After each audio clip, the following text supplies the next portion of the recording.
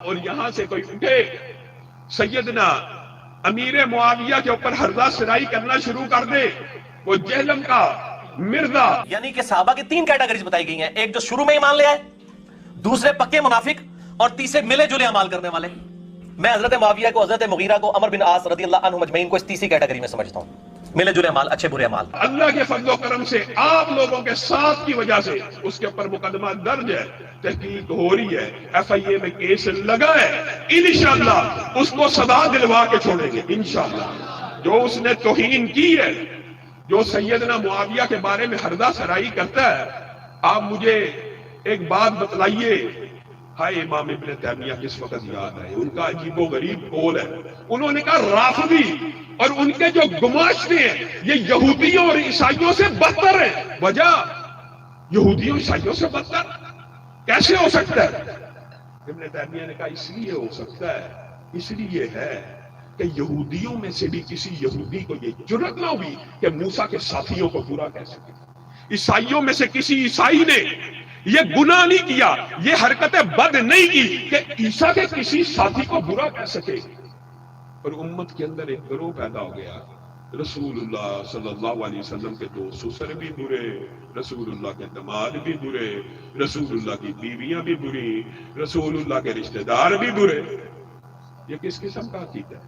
یہ کس قسم کا مغالطہ ہے؟ یہ وہ رافضی فکر ہے کہ یہ لوگ، رسول اللہ صلی اللہ علیہ وسلم نے یہ بھی فرمایا تھا کہ عالم ارواح میں اللہ رب العزت نے آدم کے بیٹوں کے سینوں کو ٹٹولا، دلوں کو ٹٹولا، پھر کائنات کے جو سب سے مقدس اور محترم دل تھے ان کے اوپر نبوت کے تاج کو سجا دیا، اور ان دلوں میں سے جو سب سے متقی تھا، جو سب سے پاکیزہ تھا، جو سب سے اعلیٰ تھا، جو سب سے عرفہ تھا، اس کے سر کے اوپر ختم نبوت کا تاج رکھ دیا. یہ تو بات ہوگی نبیوں کی. اس کے بعد اولاد آدم میں سے ہر دل کو ٹٹولا گیا. نبیوں کے بعد سب سے مقدس اور مطہر دل جن کے اللہ نے پائے، اللہ نے انہیں میرا صحابہ بنا دیا. کسی کو وزیر بنا دیا، کسی کو مشیر بنا دیا، کسی کو سسر بنا دیا، کسی کو داماد بنا دیا. سسر ابو بکر، عمر، ابو سفیان. اور میرے بھائیوں، یہ آپ کو مغالطہ دیتا ہے کہ جھگڑا سیدنا امیر معاویہ کا ہے. اللہ کی قسم آپ رافضی فکر کو اٹھا کے دیکھیں، کیا سیدنا معاویہ کا جھگڑا؟ ان کی زبان کے شر سے تو امی عائشہ نہیں بچی، امی حفصہ نہیں بچی، ابو بکر و عمر نہیں بچے. یہ سہولت کاری یہ کس لیے کی جا رہی ہے؟ واہ، اس پلانٹ ارتھ پہ کون سا رافضی ہے جو حضرت معاویہ رضی اللہ تعالیٰ عنہ کہتا ہو، حضرت مغیرہ ابن شعبہ رضی اللہ تعالیٰ عنہ کہتا ہو، حضرت عمر بن عاص رضی اللہ تعالیٰ عنہ کہتا ہو؟ ان تینوں کو تو کوئی رافضی تقیہ کر کے بھی رضی اللہ عنہ نہیں کہتا.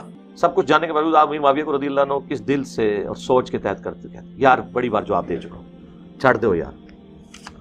دل پہ پتھر رکھ کے کہتے ہیں، ہمیں پتہ ہے، دل پہ پتھر رکھ کے کہتے ہیں، ہمیں پتہ ہے. ہم سیدنا معاویہ رضی اللہ تعالی عنہ کے ساتھ محبت کرتے ہیں. دل پہ پتھر رکھ کے کہتے ہیں، ہمیں پتہ ہے. قرآن پاک کا ایک اسلوب آپ کے سامنے رکھوں گا اور سیدنا امیر معاویہ کے حوالے سے چند باتیں کر کے اپنی بات کو آگے بڑھاؤں گا. قرآن پاک میں اللہ رب العزت کی ایک سنت ذکر ہے. وہ سنت آپ نے، اللہ کی سنت کس حوالے سے ہے؟ آپ نے قرآن پاک کے اندر پورا قرآن پاک اٹھائیں، اللہ تعالیٰ نے مخلوقات میں سے رسول اللہ کے دفاع میں آیتیں نازل کی ہیں، لیکن امتیوں میں سے کسی امتی کا اس طرح دفاع اللہ نے نہیں کیا جس طرح صحابہ کا کیا. وَإِذَا قِيلَ لَهُمْ آمِنُوا كَمَا آمَنَ النَّاسُ قَالُوا أَنُؤْمِنُ كَمَا آمَنَ السُّفَهَاءُ أَلَا إِنَّهُمْ هُمُ السُّفَهَاءُ. بتائیے، اللہ کی یہ سنت ہے، کوئی شخص صحابی کے بارے میں کوئی لفظ کہے اس کے اوپر پلٹا دیے جائیں. انہوں نے صحابہ کو کہا یہ معاذ اللہ سفہاء ہے، اللہ نے کیا کہا؟ الا انہم ہم السفہاء. صحابی سفہاء نہیں ہے، صحابی کو سفہاء کہنے والے تم سفہاء ہو. جو لفظ صحابی کے بارے میں کہا گیا اللہ نے اسی کو پلٹایا، اور ایک جگہ پہ نہیں ہے. وَإِذَا لَقُوا الَّذِينَ آمَنُوا قَالُوا آمَنَّا وَإِذَا خَلَوْا إِلَىٰ شَيَاطِينِهِمْ قَالُوا إِنَّا مَعَكُمْ إِنَّمَا نَحْنُ مُسْتَهْزِئُونَ. اللہ یستہزئ بہم، اللہ کی غیرت صحابہ کے بارے میں یہ ہے، اگر کوئی یہ کہے گا میں صحابہ کا ٹھٹھا اڑاتا ہوں، اللہ کہے گا تو صحابہ کا ٹھٹھا نہیں اڑاتا، میں اللہ تیرا ٹھٹھا اڑاتا ہوں۔ آپ نے یہ سنت زندہ کرنی ہے۔ کوئی صحابی کو برا کہے، آپ نے کہنا تو دنیا کا سب سے بڑا برا۔ کوئی صحابی کو بے ایمان کہے، تو دنیا کا سب سے بڑا بے ایمان۔ عام فہم بات ہے، عام فہم، لاجیکلی، عقلی، منطقی، حدیث رسول سے استدلال ہے۔ رسول اللہ نے فرمایا تھا کہ نہیں، اگر کوئی مسلمان دوسرے مسلمان کو کہ بے ایمان ہے، کافر ہے، لعنت کے بارے میں بھی حدیث ہے۔ اگر کوئی کسی کو کہ تو بے ایمان ہے، بے ایمان ہے، تو کافر ہے، تو اگر وہ نہ ہو تو بندہ کہنے والا کافر ہو جاتا ہے۔ یہ حدیث صحیح ہے۔ اگر ایک مسلمان کو بے ایمان کہہ دینے سے، ایک مسلمان کو کافر کہہ دینے سے اگر تیرا الزام جھوٹا ہے تو تو کافر ہو جاتا ہے۔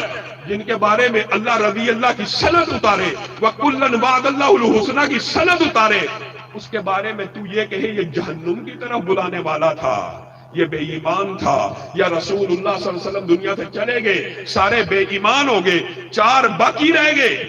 یہ عقیدہ اختیار کرنے والا، کیا اس کو نہیں کہا جائے گا کہ صحابہ بے ایمان نہیں ہے، تو بے ایمان ہے؟ عمار کو ایک باغی جماعت قتل کرے گی، وہ جماعت دوزخ کی طرف بلا رہی ہوگی، اور عمار ان کو اللہ اور جنت کی طرف بلا رہا ہوگا۔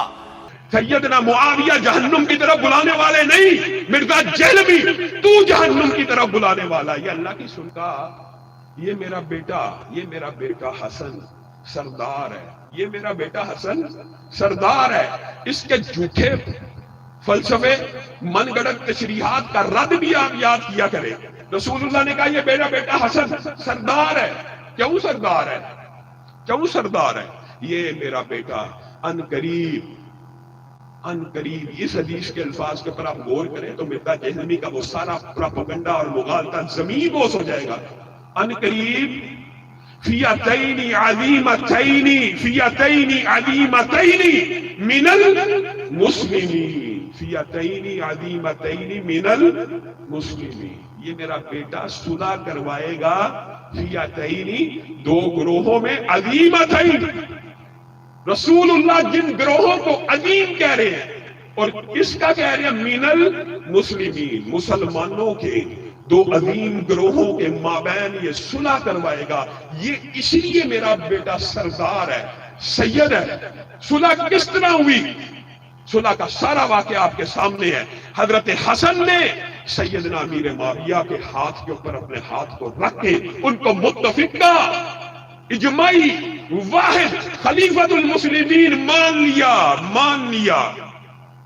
سیدنا حسن نے ان کو بڑا مان لیا، ان کو خلیفہ مان لیا جو جہنم کی طرف بلانے والے تھے، جو گروہ جہنم کی طرف بلانے والا تھا۔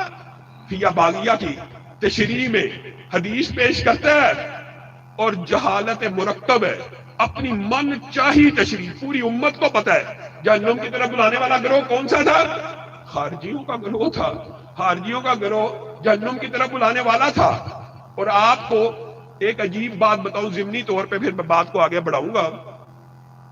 آپ مجھے بتائیے، حضرت زبیر عشرہ مبشرہ میں سے حواریِ رسول، حضرت طلحہ عشرہ مبشرہ اور رسول اللہ صلی اللہ علیہ وسلم سے جنت کی بشارتیں لینے والے، طلحہ اور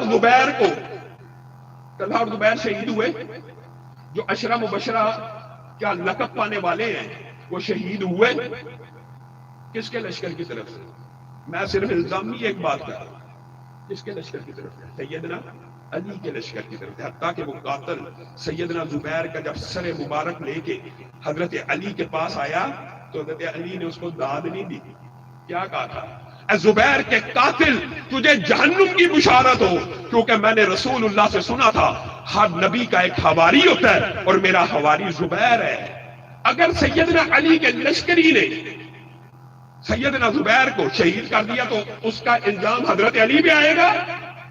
اگر کسی خارجی نے سیدنا عمار کو قتل کر دیا تو اس کا الزام کیا سیدنا امیر معاویہ پہ آئے گا؟ لیکن اب ہم اپنی زبان تو کم از کم کھولیں گے۔ اس زمانے میں تو ہم نے تلوار بھی اٹھا لینی تھی، تو اب آپ تلوار سے بچ گئے لیکن زبان سے نہیں بچیں۔ یا تو ترازو قائم کرنا چاہتے ہو تو کرو، اگر ان کے لشکر نے کیا مجرم وہ ہے تو ان کے لشکر نے کیا تو مجرم یہ ہے؟ معاذ اللہ، ہمارا یہ اہل سنت کا عقیدہ نہیں، خارجیوں کا گروہ تھا، فتنے بازوں کا گروہ تھا. اور سیدنا امیر معاویہ، ان کے ذاتی فضائل رسول اللہ صلی اللہ علیہ وسلم سے ثابت ہے. رسول اللہ صلی اللہ علیہ وسلم نے فرمایا اللہم اجعلہ ہادیا ومہدیا واہدی بہ. مرزا دہلوی یہ حدیثیں آپ کو کبھی نہیں سنائے گا. اللہ اس کو ہادی بنا، اللہ اس کو مہدی بنا، اللہ اس کو لوگوں کی ہدایت کا ذریعہ بنا. اسی لیے صحابہ اور اکابرین اور تابعین یہ کہتے تھے اللہ کی قسم اگر تم معاویہ کو دیکھ لیتے تو تم کہتے یہی مہدی ہے. اللہم علم معاویۃ الکتاب والحساب وقیہ العذاب. اللہ کے رسول دعا کریں اللہ اس کو عذاب سے بچا، اس کو علم دے، کاتب وحی ہے، فتح مکہ سے پہلے قبول اسلام کیا ہے. علماء آپ کو بتائیں گے یوم حنین کے اوپر اللہ رب العزت کی رحمتوں کا جن مومنوں کے بارے میں تذکرہ ہے سیدنا امیر معاویہ ان میں شامل ہے. بخاری شریف کی حدیث ہے وہ پہلا لشکر جو سمندری جہاد کرے گا سارے کا سارا جنتی ہے. اس کے ایڈمرل کون ہے؟ اس کے امیر البحر کون ہے؟ سیدنا امیر معاویہ. معین طور کے اوپر بھی جنتی ہے. رسول اللہ کہہ رہے ہیں وہ پورے کا پورا لشکر جنتی ہے، اور مرزا دہلوی کہہ رہا ہے یہ جہنم کی طرف بلانے والے ہیں. ام حرام بنت ملحان کے گھر رسول اللہ سو گئے، اچانک بیدار ہوئے، ہنس رہے ہیں خوشی سے، مسرت سے کھلکھلا رہے ہیں، مسکراہٹ واضح ہے. ام حرام بنت ملحان رسول اللہ کے ایک بدلتے ہوئے چہرے کو دیکھ کے کہتی ہے اللہ کے رسول یہ خوشی یہ کس وجہ سے؟ میں نے دیکھا ہے میری امت کے کچھ لوگ سمندر پہ تختے ڈالے ہوئے جہاد فی سبیل اللہ کر رہے ہیں. ام حرام بنت ملحان کہتی ہے اللہ کے رسول میری بھی دعا کیجئے میں بھی اس جہادی مارکے میں شریک ہو جاؤں اور اس میں شہادت کا رتبہ پالوں. رسول اللہ صلی اللہ علیہ وسلم نے دعا کی، دوبارہ خواب آئی. ام حرام نے پھر پوچھا، رسول اللہ صلی اللہ علیہ وسلم نے دوبارہ ایک فضیلت بیان کی جس کا ہمارے موضوع سے تعلق نہیں. تو ام حرام نے کہا اللہ کے رسول اس میں بھی میں شامل ہو جاؤں. کہا نہیں، آپ پہلے میں شامل ہو چکی ہیں اور آپ کو آپ کی زندگی میں شہیدہ بحر کہا جاتا تھا. وہ لشکر کس نے روانہ کیا؟ کس کے دور میں روانہ ہوا؟